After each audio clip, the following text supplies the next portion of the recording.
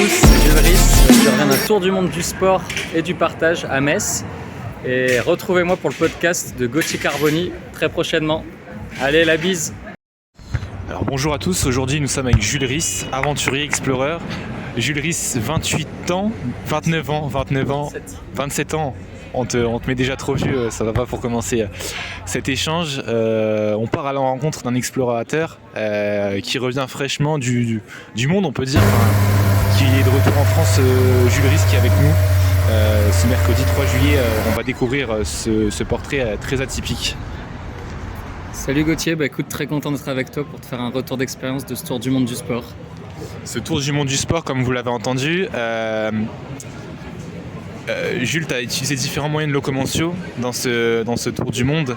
Tu as commencé ton périple, il me semble que c'était début septembre de Metz. Rapidement, comment tu vas après ton retour? Il faut rappeler que tu es arrivé fin mai, il me semble. C'est ça, écoute, ça va très très bien. Je suis heureux de rentrer dans ma ville de cœur à Metz, retrouver tous mes proches et aussi un peu de confort et de savoir où je vais dormir chaque soir, où je vais manger. Ça fait du bien de se reposer, de digérer un peu toute cette aventure. On avait suivi un peu ton escapade sur les réseaux sociaux, ça a été relayé par différents médias nationaux. Il me semble pas encore internationaux si je me trompe pas. Non, effectivement, ouais, plusieurs médias locaux et nationaux avaient relayé. Merci aussi à la ville de Metz, mais pas encore à l'international. Alors peut-être un jour, si on reprend alors peut-être un petit slogan de notre ami Patrick Montel qu'on a pu croiser ces derniers jours sur Metz, avec qui on a pu échanger tous les deux. On y reviendra notamment avec l'athlétisme. Avant tout, pour commencer, pourquoi ce périple? C'est peut-être une question simple, mais pourquoi ce choix? On sait que tu es un fan d'autostop. J'ai pu lire sur le sud-ouest avec ta grand-mère que tu avais fait de l'autostop en Bretagne. Ouais, tout à fait. Alors pourquoi ce tour du monde? J'ai essayé d'allier mes trois passions, les trois grands piliers qui sont le sport déjà, le voyage et le partage à travers les rencontres, et de le faire de façon hybride, donc avec des moyens de transport différents, qui sont, comme tu l'as dit, le vélo en partant de Metz, du bateau-stop, donc comme de l'autostop mais sur les ports avec un bateau pour traverser l'Atlantique, et après du bus et de l'autostop en Amérique du Sud. Et oui, pour revenir sur ma grand-mère, effectivement, je suis fan depuis longtemps de l'autostop. Et il y a de ça à peu près un peu plus d'une année, j'ai décidé d'emmener ma grand-mère à faire 500 km en autostop en Bretagne. Justement, cette idée de se lancer dans le tour du monde, il me semble qu'elle était déjà ficelée, pensée depuis 2022, même avant, j'imagine. Mais pourquoi en fait ce choix? Si t'es un fan, mais c'est quand même assez atypique, on en compte sur les doigts d'une main en France, ce type de personnes en France. Alors ouais, ça faisait même depuis beaucoup plus longtemps que j'avais cette idée de faire un long voyage autour du monde, depuis déjà mes 18-20 ans on va dire. Et petit à petit, j'ai commencé à me préparer, à essayer de construire ce projet. Et après 3 ans CDI, je me suis lancé. Et c'était ce qui me semblait le mieux de me réorienter vers vraiment ce qui m'anime et ce qui me passionne. C'est à savoir les 3 choses que je vous ai dit. Et je pensais comme toi aussi, mais en fait, pour avoir voyagé, il y a énormément de personnes, françaises ou étrangères, qui font ce genre de projet, alors différemment. Il y en a qui prennent l'avion plus que moi, j'en ai pris. Il y en a qui le font aussi à pied, à Saint-Jacques-de-Compostelle notamment. Il y a plein de gens qui le font sur plusieurs mois ou plusieurs années que j'ai pu rencontrer à travers le voyage. Justement, comment ça t'est venu ce choix de quitter d'un coup la France, quoi? Enfin, c'est quand même un choix assez... Et puis effectivement on en a vu, je crois que tu as croisé pas mal d'amis, ça a été un peu des compagnons de route, notamment à Gibraltar, on va y revenir, quand tu as mis du temps pour trouver un petit bateau, on va y revenir de ça peut-être. Ouais. Pourquoi partir? C'est vraiment comme je t'ai dit, je voulais allier toutes mes passions et j'avais envie de me lancer à l'aventure que j'avais toujours rêvé de faire, et j'ai franchi le pas en quittant mon job en 2023 et du coup en partant quelques mois plus tard à l'aventure. Et puis comme tu dis, j'ai jamais été vraiment seul tout au long du trajet. J'ai rencontré à vélo un autre compatriote allemand qui faisait une partie jusqu'au Portugal, qui m'a accompagné pendant des semaines. Et avec le bateau stop aussi, avec un bateau d'étudiants qui m'a accueilli sur leur bateau pour faire une partie de la traversée avec eux. C'est des super rencontres, en fait c'est avant tout une aventure humaine et sportive, parce qu'en fait tu utilises ton corps, tu bouges sans cesse. Et on va y revenir aussi de cet aspect écologique parce que justement ça suit la suite de ma question par rapport à l'aspect budget et comment tu prépares. J'ai pu un peu lire qu'il y a des choses qui n'étaient pas du tout préparées, mais quand tu dis tu fais Metz-Gibraltar 3500 km, il faut dire que tu as mis à peu près 80 jours, si je ne me trompe pas, c'est 50 km environ, tu n'as pas roulé tous les jours, j'imagine que tu as quelques jours de repos. Comment on prépare cette telle aventure, parce que ça a duré au final pratiquement 300 jours?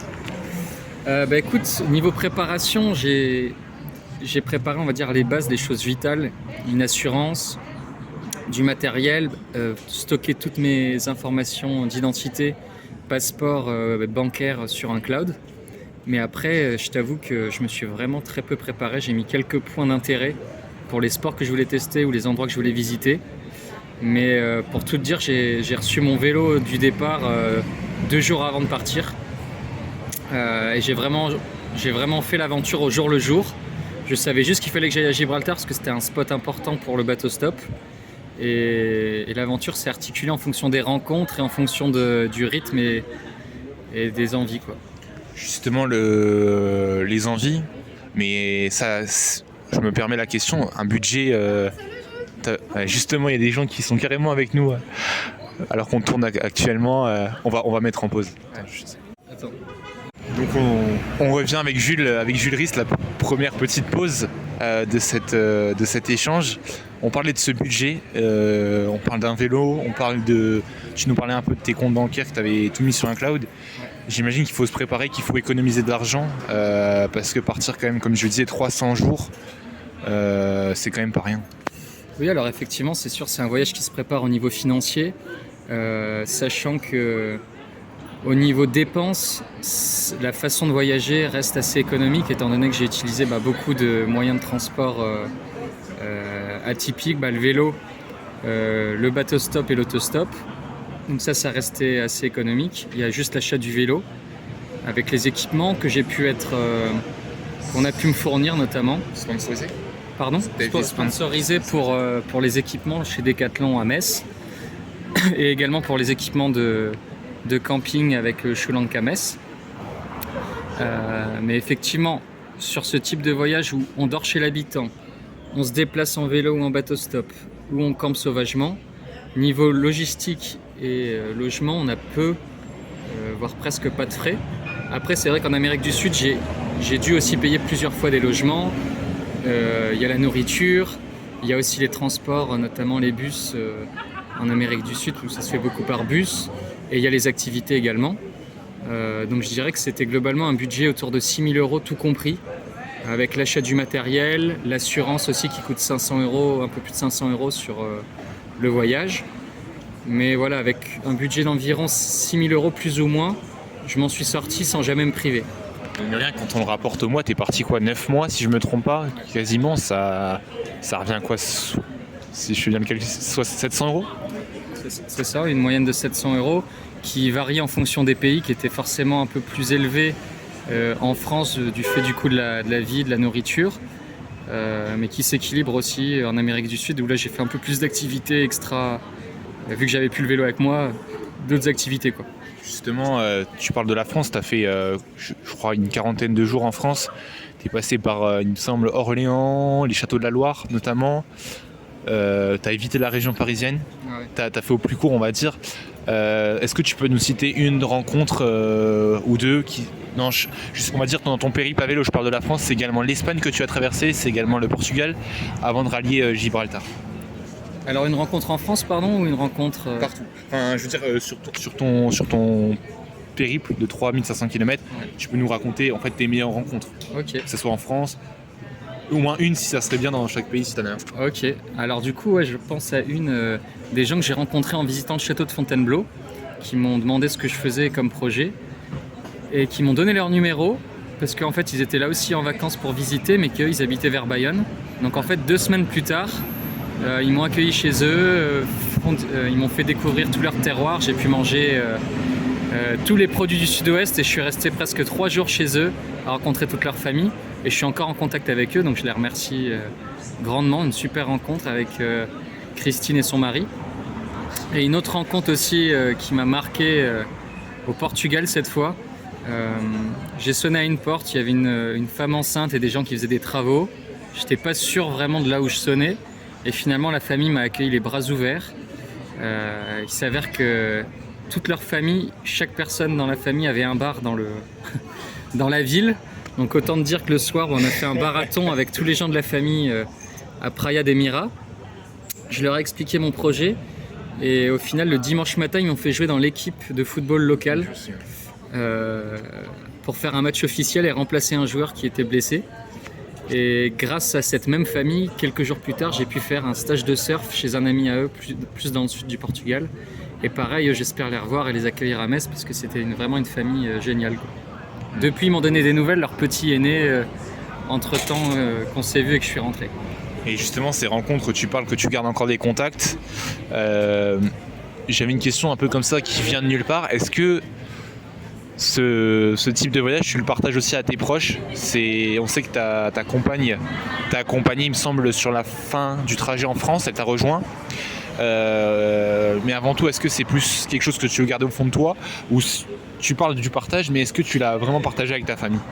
Ouais, clairement, je donnais souvent des nouvelles à ma famille, à mes grands-parents, et l'objectif de le partager sur Instagram, c'était avant tout pour le partager quotidiennement avec eux, leur dire que tout allait bien, et plus largement le partager à mes amis ou à des gens à qui ça pourrait intéresser ou donner envie de se lancer.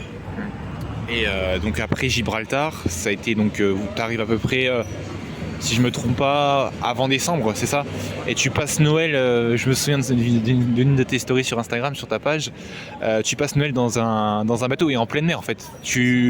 Alors il faudrait que tu me précises, je sais plus exactement, et pour ceux qui nous écoutent, est-ce que c'est quand tu rallies les premières îles françaises, les Antilles, ou c'est d'abord pour rejoindre les Açores? C'était avant, c'était je crois de Gibraltar jusqu'aux Canaries. Donc c'était vraiment la toute première traversée. On était 8 jours en pleine mer d'affilée. Et là, on avait préparé, on avait un four qui marchait de temps à autre quand on avait assez d'énergie avec les éoliennes. Et du coup, pendant presque une journée, on a fait cuire le poulet de Noël. Et on s'est fait des petits gâteaux avec des cadeaux chacun. Et on a fait Noël comme on pouvait en pleine mer avec une grosse mer agitée. Mais je pense à Noël que je me souviendrai très longtemps. Avant tout, du coup, c'est un partage, c'est une histoire. Tu traverses donc l'Espagne, enfin la France d'abord bien sûr pour quitter l'Hexagone, l'Espagne, je passe la frontière des Pyrénées, le Portugal, il me semble que tu reviens en Espagne avant Gibraltar, et donc c'est quoi? C'est le français, l'espagnol, le portugais. On a un peu vu tes stories des fois, comment ça se passe au niveau de la langue? Bien sûr il y a l'anglais que tu maîtrises j'imagine parfaitement, mais avant tout ils maîtrisent leur langue natale, donc comment l'adaptation, est-ce qu'elle a été simple?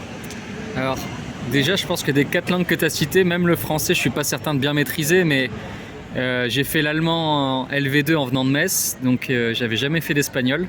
Ça c'était un beau challenge, mais j'ai essayé justement de me forcer à apprendre et à discuter avec les locaux, sachant qu'ils parlaient très peu anglais. Donc français, anglais, oui, globalement j'arrive à me débrouiller. L'allemand m'a été assez inutile, et l'espagnol j'ai pu l'améliorer tout au long de mon périple et encore plus en Amérique du Sud. Pour ce qui est du portugais, c'était très difficile, et heureusement que les gens au Portugal parlaient beaucoup plus anglais que les gens en Espagne ou dans d'autres pays. Et j'avais une question aussi, ton périple, donc là on suit ton périple. Est-ce qu'à un moment, en tant qu'aventurier, il y a forcément j'imagine cette question, c'est dur, là tu nous parlais de la haute mer, est-ce que tu t'es dit à un moment je vais arrêter, ou est-ce que tu as été malade pendant le trajet? J'imagine que ça c'est des aléas qui peuvent arriver et dont tu peux t'attendre. Ah oui, clairement, quand je pars, je sais à quoi m'attendre. J'y vais pour les bonnes choses et aussi les moins bonnes, mais c'est aussi pour ça que je pars et j'accepte. Et forcément, il y en a eu. À vélo notamment, j'étais malade. En France peut-être, il me semble. C'était même en Espagne, pendant plus de 3 semaines, j'étais malade, et avec ça, il y avait de la pluie et beaucoup de dénivelé tout au long. Donc là, fallait pas abandonner, et surtout...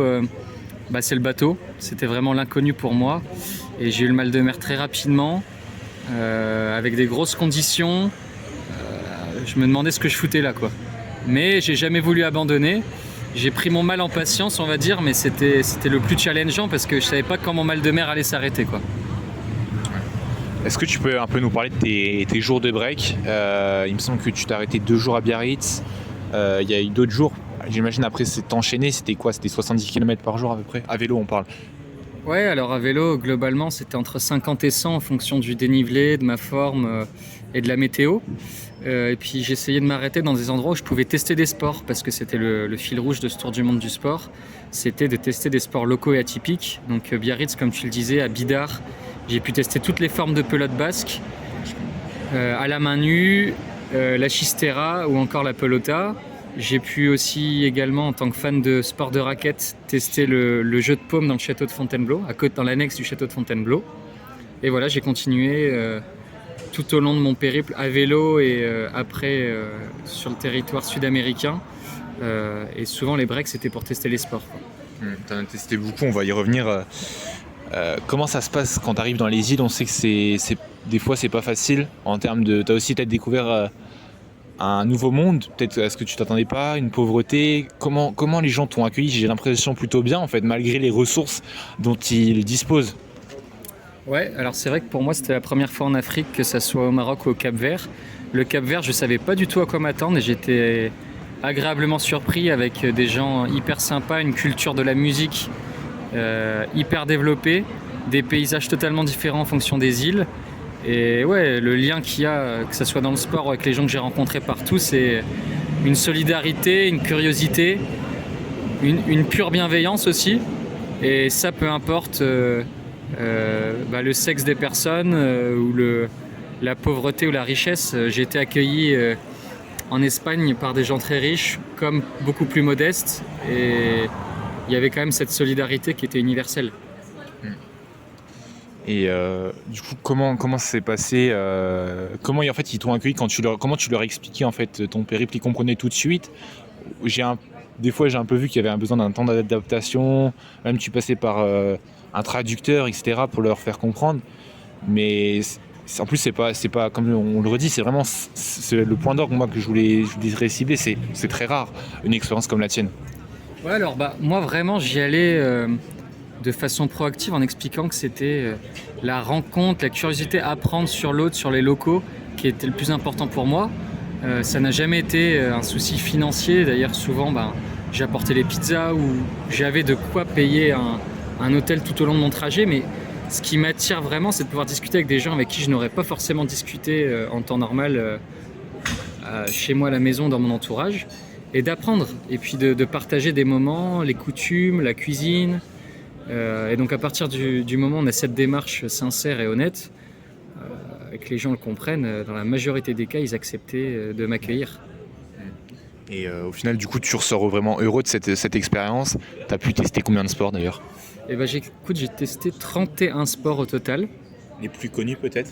Ouais, les plus connus, j'ai fait du foot avec l'équipe de Gibraltar, l'équipe nationale de Gibraltar de football, après que la France ait gagné 14-0 contre eux. Après j'ai fait également du terreau, c'est une sorte de pétanque colombienne avec des explosifs, du hockey subaquatique en Colombie également. Au Pérou j'ai fait de l'andinisme, alors j'ai appris, c'est comme de l'alpinisme mais vu qu'on est dans les Andes. On va en parler, tu es monté à plus de 6000 mètres il me semble d'altitude, on va en parler. Ouais. C'est ça, ouais, c'était une première avec un copain qui m'avait rejoint de France, donc ça c'était génial. Qu'est-ce que j'ai pu faire également? Je te parlais du jeu de paume, du surf en plus connu, du longboard dancing, qui est une sorte de sport, danse. En fait, c'est tout simplement de la danse sur skateboard au Portugal. Et puis, puis voilà, dans des super rencontres un peu partout dans chaque pays, avec un lien commun, une passion commune, le sport. Au final, on voit que ces territoires qui sont souvent décriés par l'Occident sont à l'Occident. Tu t'es rendu encore plus à l'Ouest, mais on parle tu t'es pas rendu dans le super pays du monde des États-Unis. Tu as plus découvert des territoires où en fait on les décrit comme pauvres, comme mal développés, comme ayant des problèmes, et au final en fait ces gens arrivent de par leur sport, de par une culture, de par leur envie à vivre comme ils arrivent en fait à vivre finalement. Ouais, totalement. En fait, on se rend compte que les gens ont aussi une vie tout à fait normale comme on peut l'entendre. Alors c'est vrai qu'on a beaucoup de, comme tu dis, de normes ou d'attentes en Occident. avec un terrain de foot, une famille unie et de la nourriture, on voit que les gens sont heureux. Et pour être allé aux États-Unis également dans un autre voyage, moi ce que je recherche c'est surtout le partage avec les gens, avec les locaux. Et je crois que la solidarité, la bienveillance, l'esprit d'équipe et la passion du sport, elle est partout et elle est transgénérationnelle et universelle, peu importe que ce soit un pays d'Occident ou non. Et ça c'était cool de le voir un peu partout, même si j'avais pas trop de doutes là-dessus.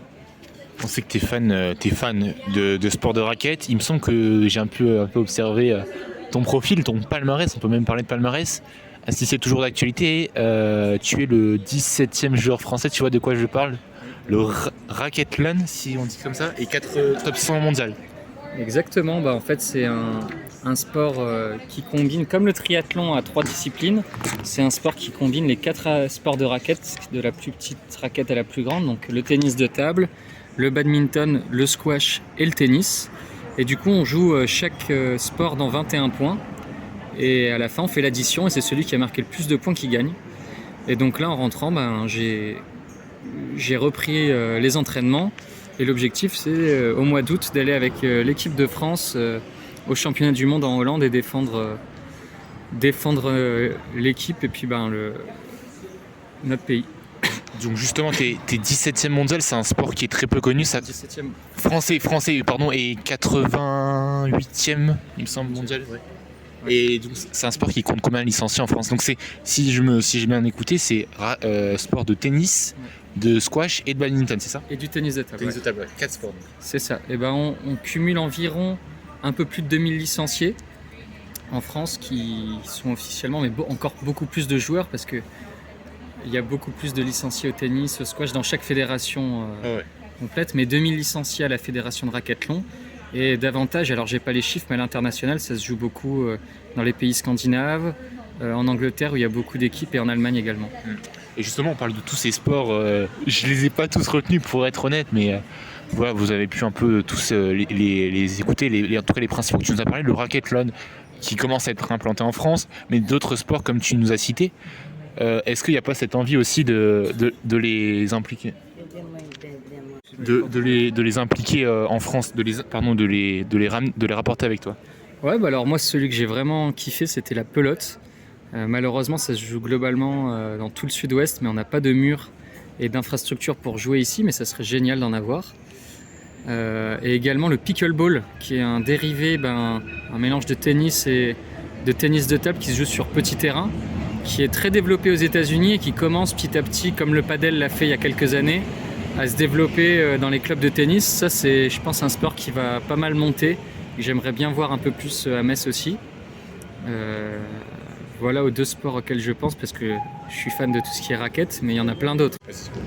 Non mais voilà, excuse-moi. Non, vas-y, c'est bon. Et du coup justement, on commence à parler de sport progressivement.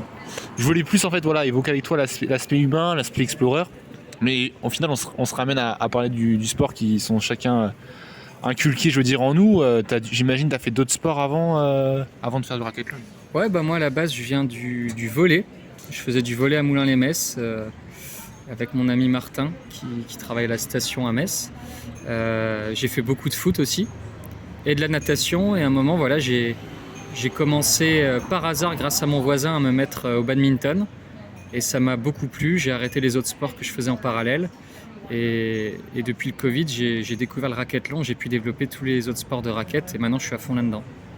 Du coup, j'imagine pour l'instant ta tasse d'été, c'est plus le badminton. Et on connaît un peu les classements en tennis. Tu t'évalues à peu près à combien? Tu as déjà joué, j'imagine, des matchs de tennis face à des licenciés. Tu t'es classé combien au tennis? Alors au tennis, je suis 15-2. J'ai commencé avec aussi un ami du badminton pendant le Covid, parce que vu que c'était à l'extérieur, c'était le seul endroit où on pouvait jouer. Les gymnases étaient fermés et on s'est mis à fond à faire quelques tournois depuis. Donc voilà, 15-2 au tennis et après dans les autres sports, j'ai pu être national 2 il y a plusieurs années au badminton. Là j'ai perdu tous les classements évidemment parce que je joue moins depuis quelques années.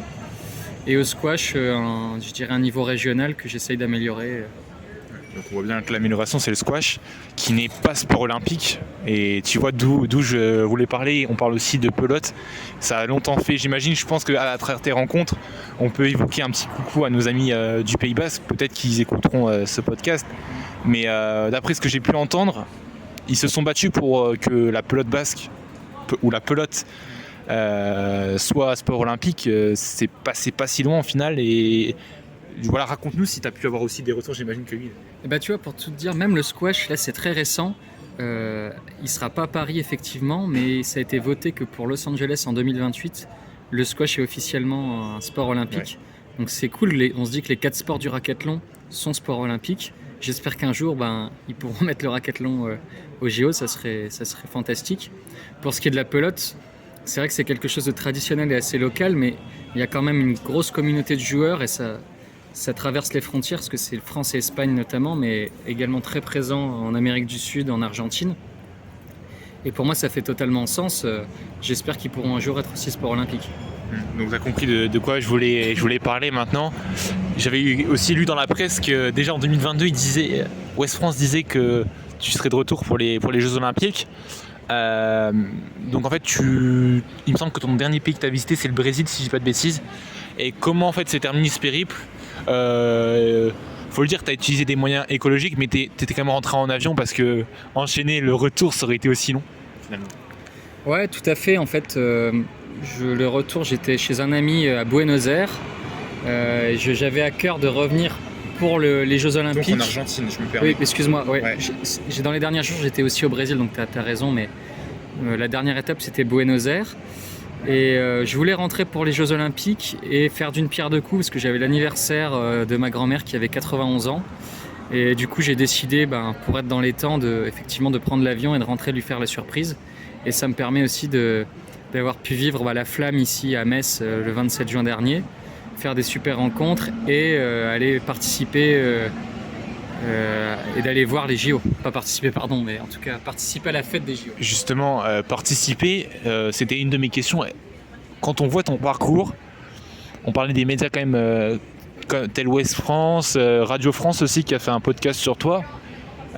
C'est quand même pas rien, mais jamais la ville de Metz, les partenaires, l'organisation des JO n'ont fait appel à toi. Pourtant, ils connaissaient ton cursus, enfin ton ambition, cette démarche. Voilà, je trouvais le mot. Cette démarche qui est quand même assez atypique et qui représente le sport et aussi un engagement.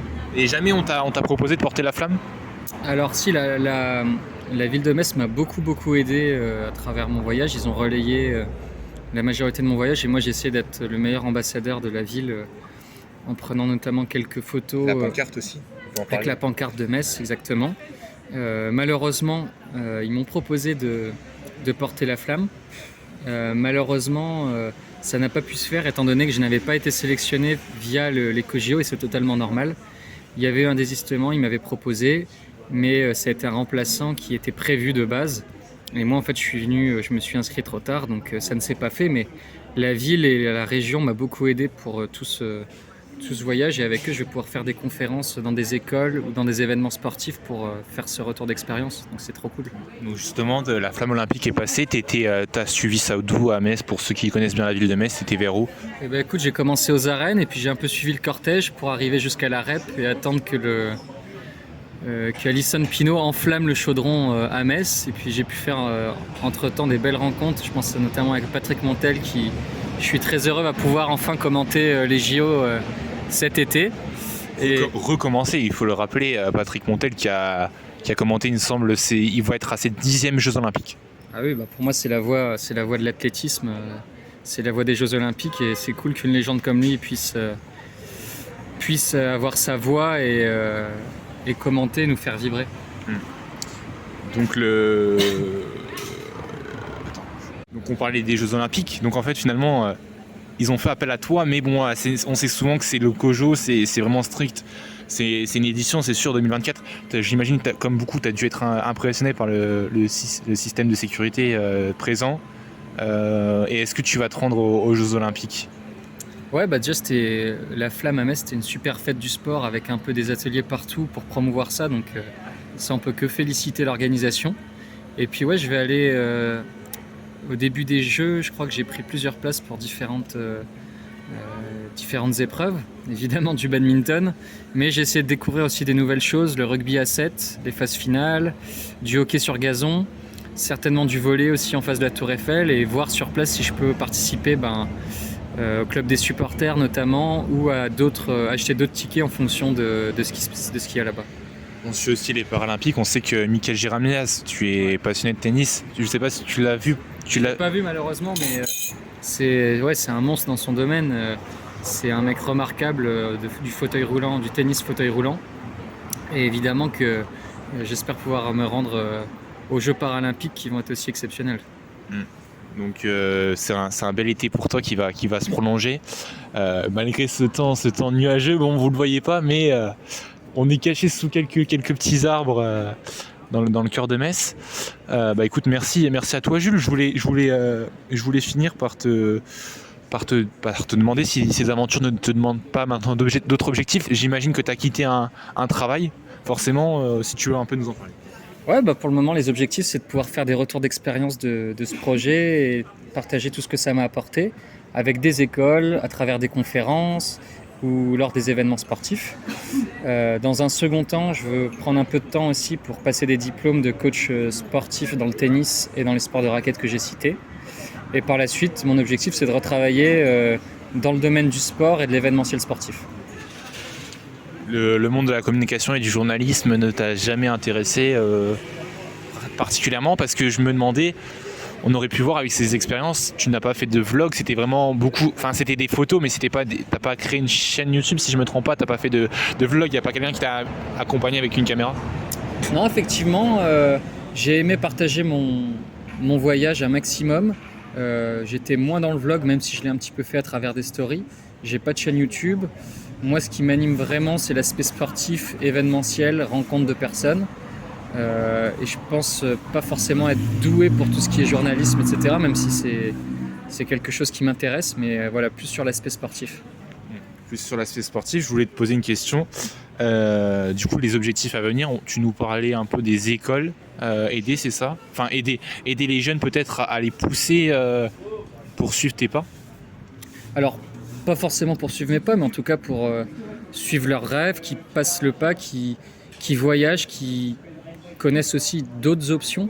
Parce qu'on parle souvent du professionnel, mais je pense que au niveau personnel, de voyager, pas forcément comme je l'ai fait, mais même juste seul en sac à dos ou sortir de sa zone de confort, c'est quelque chose qui apporte beaucoup et qui est valorisé après en entreprise ou dans notre parcours et qui est forcément moins mis en avant à l'école malheureusement.